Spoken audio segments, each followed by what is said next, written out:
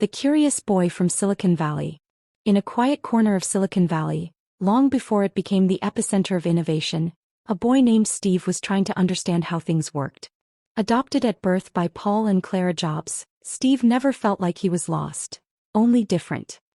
He dismantled radios and reassembled them with ease, as if machinery whispered secrets to him no one else could hear. From the beginning, Steve wasn't interested in following rules, he wanted to rewrite them. In school, he grew restless, frustrated by a system that rewarded obedience more than curiosity. One teacher, sensing something rare in him, bribed him with candy and gadgets just to keep him engaged. But his mind was already racing beyond the classroom. In his teenage years, fate introduced him to Steve Wozniak, a brilliant engineer with a quiet genius. The two Steves were an odd pair. Jobs with his unfiltered ambition, Wozniak with his deep technical mind. Together they shared a love for pranks, technology, and the possibility that the future could be built in a garage. That garage belonged to the Jobs family. It was cramped, dimly lit, and smelled of solder and sawdust. But within those four walls, something extraordinary was taking shape. Apple Computer. Jobs wasn't driven by the idea of wealth, he wanted to empower the individual, to put tools of creation into ordinary hands. He believed that technology should feel human. But behind his charisma and vision was a complex, often volatile personality. Jobs demanded excellence and had little patience for compromise. His zen-like pursuit of simplicity wasn't just aesthetic. It was spiritual. He traveled to India seeking meaning, experimented with LSD to open his mind, and fasted for clarity. He wanted truth, not comfort. This search for meaning bled into everything he touched. While others chased function, Steve demanded elegance. While others followed market trends, he followed intuition. It set him apart, and it began to set Apple apart too. But it also sowed the seeds of tension. As Apple started to grow, so did the friction. Investors and board members admired his passion but feared his unpredictability. Engineers respected his vision but were exhausted by his relentless demands. Steve Jobs was not an easy man to work with, and those close to him often paid the price for his obsession. Still, at that moment, it didn't matter.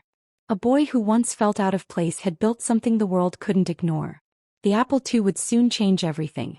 But what no one expected was how quickly the dream would start to unravel. From inside his own creation. The rise and fall of a visionary. By the early 1980s, Steve Jobs had become more than a young inventor. He was a symbol of Silicon Valley's audacity. Apple's meteoric rise, especially with the Apple II, captured the imagination of a generation. Venture capital poured in. The world began to see Steve not just as a dreamer but as a disruptor. But inside Apple, turbulence was brewing. Jobs set his sights on a new project, the Macintosh. He envisioned a computer not for engineers, but for artists, students, and everyday people. It had to be beautiful. It had to feel alive. He obsessed over every detail, from the click of the mouse to the curve of the case. But perfection has a price. Behind the scenes, his intensity grew unbearable. He berated colleagues, dismissed ideas, and pushed teams past exhaustion. He believed that compromise was the enemy of greatness. Some saw brilliance.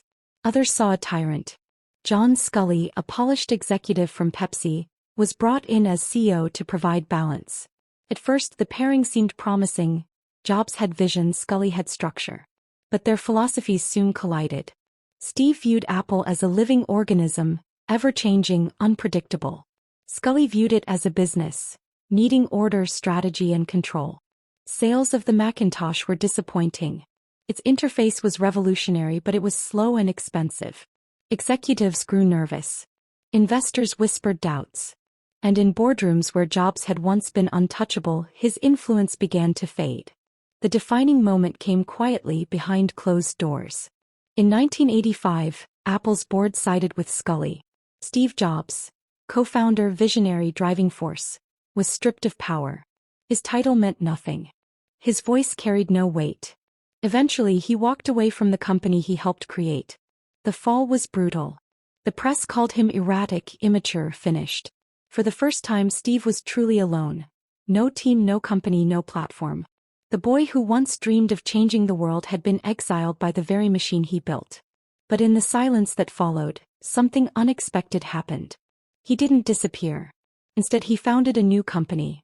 Next. a sleek, powerful computer system for the education sector, far ahead of its time. Meanwhile, he also acquired a small animation studio from George Lucas, later to be known as Pixar. Jobs was rebuilding, not just businesses but himself. Away from the limelight, he became more reflective, more strategic. He was still obsessed with excellence, but the sharp edges began to soften. He had lost everything, except his vision. And while the world moved on without him, Steve was quietly preparing for something no one saw coming. The comeback that changed the world. A decade had passed since Steve Jobs was ousted from Apple, and the company he co-founded was crumbling. Once an innovator, Apple had become bloated, directionless, and dangerously close to irrelevance. Its product line was cluttered, its leadership fragmented. The spark was gone. In 1996, Apple, desperate to survive, acquired Next, the very company Jobs had built during his exile. The move was strategic, but no one realized it was also a resurrection. Quietly, Steve returned, first as an advisor, then as interim CEO. To some, it felt like a last resort. To Jobs, it was unfinished business. He walked into Apple's headquarters like a man on a mission. He wore no title, but he didn't need one. His presence alone shifted the atmosphere.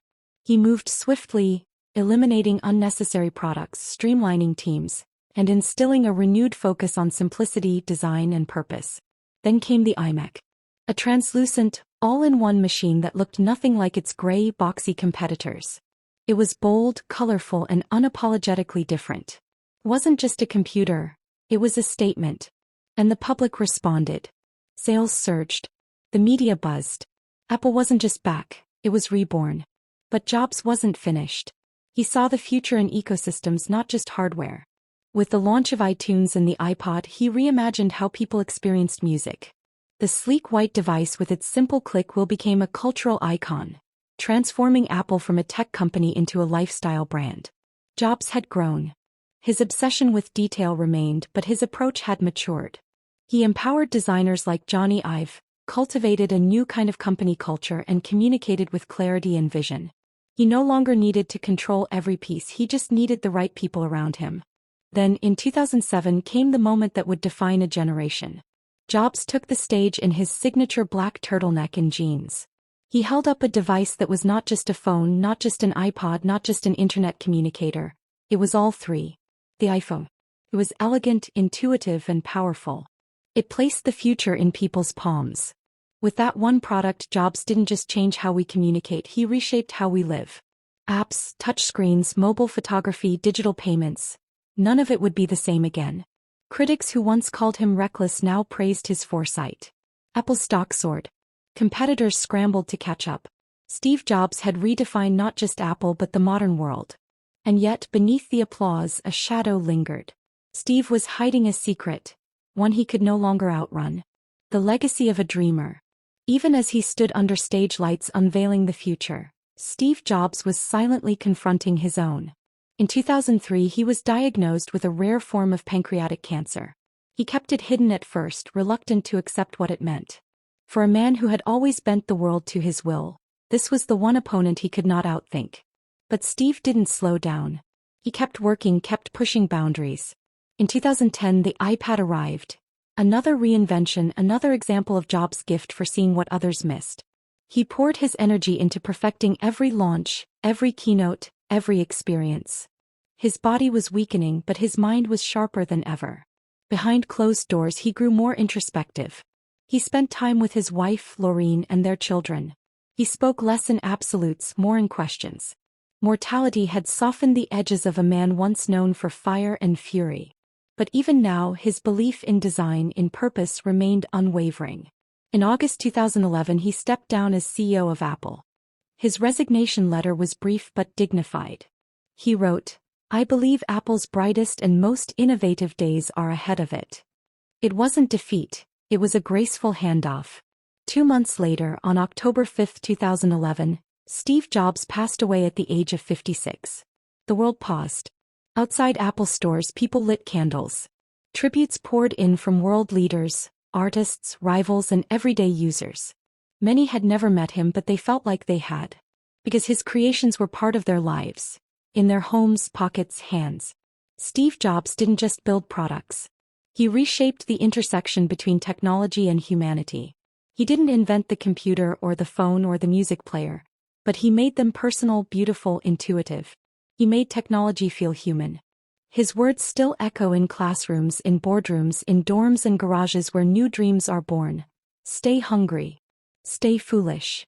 He believed that those who are crazy enough to think they can change the world are the ones who do. Today, the devices he imagined continue to evolve, but his philosophy remains deeply embedded in the DNA of innovation. His legacy isn't just in circuits and screens, it's in the courage to think differently, to challenge convention, to lead with vision. Steve Jobs was not perfect. He was complex, flawed, relentless. But in the end, he was exactly what the world needed him to be. A dreamer with the power to turn ideas into reality.